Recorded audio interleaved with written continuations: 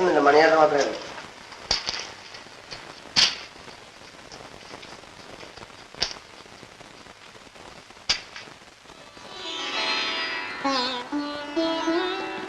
പ്രിയപ്പെട്ട തങ്കമ്മേ,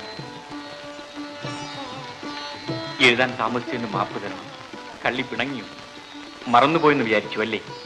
ഒരു നിമിഷം അതിന് പറ്റുന്നില്ല. നീ തന്ന പലഹാരങ്ങളുടെ മധുരം നാവിലുണ്ട്.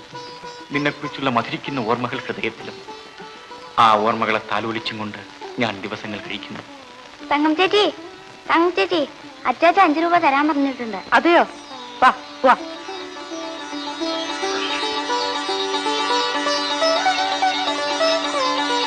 അപ്പച്ച അപ്പച്ച,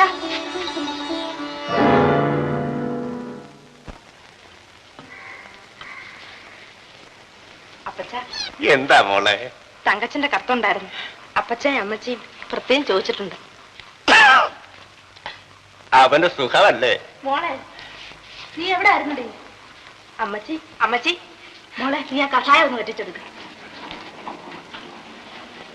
ചായ കുടിച്ചാട്ടെ. അമ്മച്ചി അമ്മച്ചി, തങ്കച്ചന്റെ കത്തും മണിയാറും വന്നിട്ടുണ്ട്. 5 രൂപ അപ്പച്ചൻ മരുന്ന് മേടിക്കാൻ.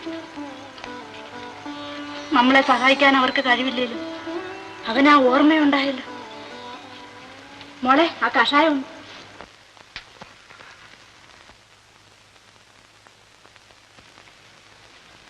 സാറേ, ആ കഷായം കുടിച്ചിട്ട് എങ്ങനെ ഇരിക്കുന്നു? വല്ല കുറവുണ്ടോ? കുറച്ചാശ്വാസം. എന്നാൽ എനിക്കൊരു അഭിപ്രായമുണ്ട് കേട്ടോ.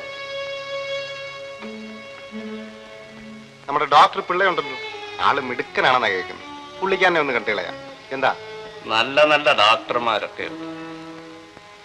പക്ഷെ കണ്ടാ മതിയോ പീലിപ്പച്ച? പണം വേണ്ടേ?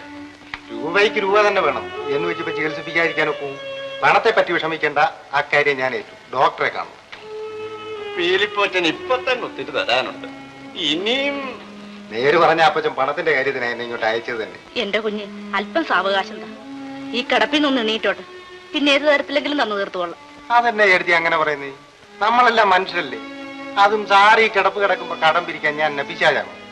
അപ്പച്ചനാണേലേ അരക്കാശ് ആനക്കുട്ടിയാണ് എന്ന് വിചാരിച്ച് എന്തെങ്കിലും അത്യാവശ്യം കൊണ്ട് ചോദിക്കാൻ മടിക്കരുത്. ഞാൻ പറഞ്ഞേക്കാം. അപ്പൊ ഞാനൊന്ന് ഇറങ്ങട്ടെ സാറേ. അപ്പച്ചനോട് പ്രത്യേകം ഒന്ന് പറയണേ.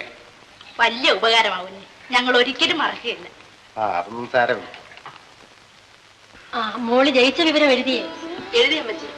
ചേച്ചി ചേച്ചി, കമ്മലിന്റെ കാര്യമോ? അത് മറക്കല്ലേ കേട്ടോ. എന്താ, നിന്നെ കെട്ടിക്കാറായോ? എത്ര വേണേലും. മോൾ എഴുത. ദിവസവും എണ്ണ തേച്ചേ കുളിക്കാവൂ. അവനൊരു ജലദോഷക്കാരനാ, നിനക്കറിയാമല്ലോ. വെയില് കൊള്ളരുത്. ശരീരം നന്നായിട്ട് നോക്കണം. ഉപ്പൊഴിച്ച കഞ്ഞിവെള്ളമേ കുടിക്കാവൂ. കണ്ണടച്ചേ ഉറങ്ങാവൂ. നീ ഒന്നും മിണ്ടാതിരിക്കുക. എഴുതുമോളെ. തങ്കമ്മ എപ്പോഴും വീട്ടിൽ വരാറുണ്ട്. തങ്കമ്മ നിന്റെ കാര്യങ്ങൾ ചോദിക്കാറുണ്ട്. അതൊന്നും വേണ്ട മച്ചി. നീ അങ്ങ് എഴുതുപെണ്ണെ, ഞാനല്ലയോ അയക്കുന്നത്. ചേച്ചി, ഉണ്ണിയപ്പം തങ്കമായെന്ന് എഴുതിക്കോ. അല്ലെങ്കിൽ അച്ചാത്തിനോ ഏത് തങ്കമ്മയെന്ന് ഓർമ്മയുണ്ടായില്ല.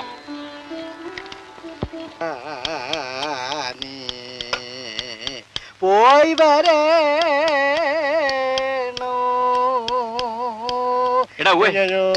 കണ്ണടി നേരെ പിടിക്കൂ.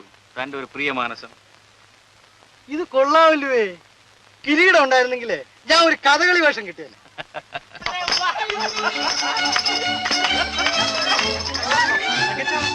ഒരു സ്ത്രീ, പരമസുന്ദരിയായ സ്ത്രീ.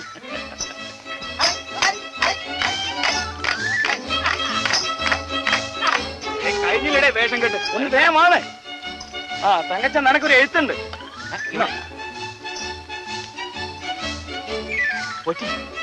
തങ്കപ്പഴ എഴുത്താണ്. നമ്മുടെ ഉണ്ണിയപ്പത്തിന്റെ പ്രേമലേഖനം.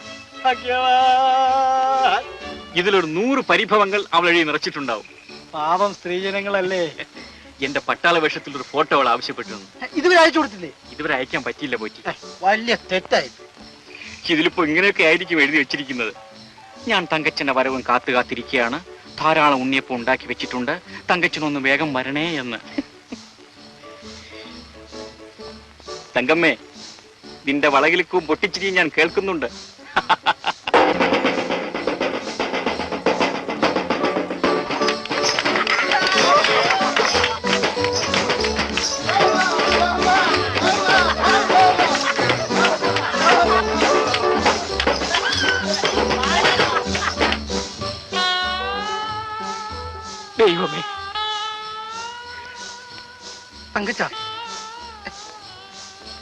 കുഞ്ഞുങ്ങളെ പോലെ ഇങ്ങനെ കരഞ്ഞാലോ?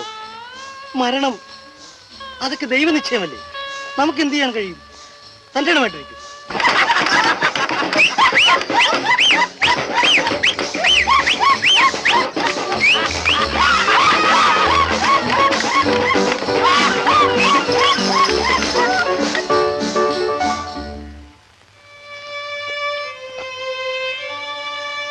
എന്തു പറ്റി തങ്കച്ച?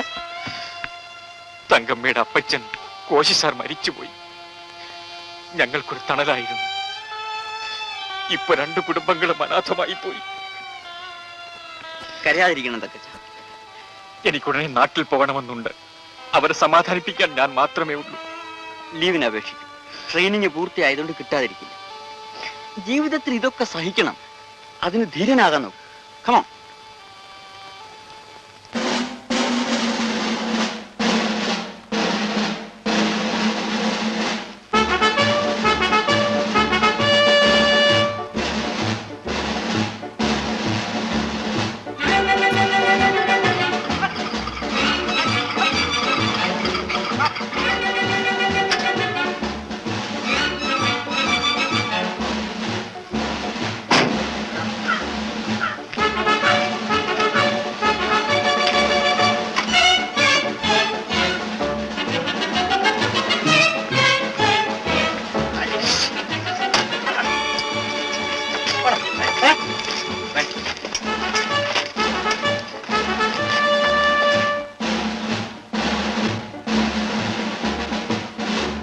പോട്ടെ തങ്കച്ച.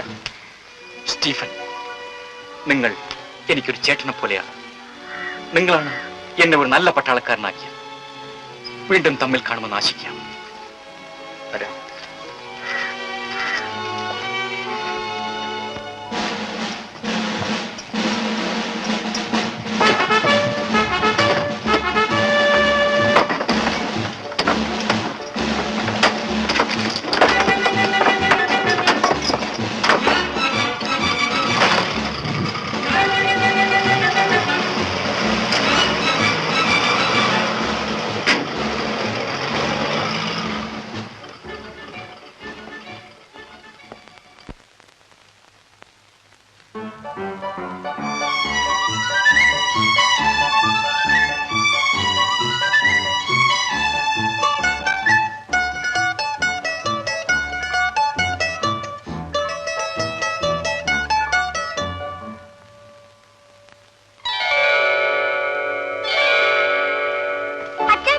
മോളി,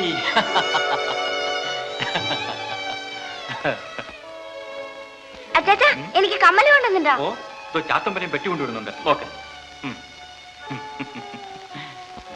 അമ്മേ, ചാത്താ വേഗം വാ. മോനെ, എന്റെ പൊന്നു മോനെ. അമ്മേ.